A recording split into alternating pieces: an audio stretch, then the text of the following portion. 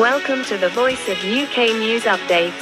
New York नुमाइंदा the voice of UK Pakistan की जानिब से करारदाद इस्लामी ताउन तंजीम के जरिए अक़वाम मुत्तहिदा की इंसानी हुकूक काउंसिल में पेश की गई। करारदाद के हक में 47 रुकन ममालिक में से 28 ने वोट दिया, 3 ने मुखालिफ की और 13 ने वोटिंग में हिस्सा नहीं लिया। मंजूर होने वाली करारदाद में इसराइली हमलों को नस्ल कशी के मुतरादिफ करार दिया गया, जिसमें बच्चों, ख़वातीन समेत 33,000 से ज़ायद अफराद जाँ बहक हो चुके हैं। करारदाद में आलमी बरादरी से इसराइल को हथियारों की फरोख्त रोकने का मुतालबा किया गया है। करारदाद में कहा गया कि आलमी अदालत इंसाफ ने जनवरी में फैसला दिया था कि गजा में नस्ल कशी का खतरा है।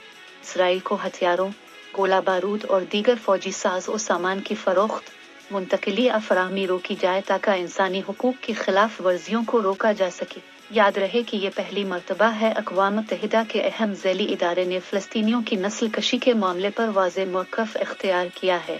अक़वाम मुत्तहिदा में इसराइली सफ़ीर ने बात की मज़म्मत करते हुए इसे इंसानी हुकूक काउंसिल और मजमूई तौर पर अक़वाम मुत्तहिदा के लिए एक दाग करार दिया। अक़वाम मुत्तहिदा की इंसानी हुकूक काउंसिल ने इसराइल पर पाबंदियों के लिए पाकिस्तान की जानिब से पेश की गई करारदाद मंजूर कर ली।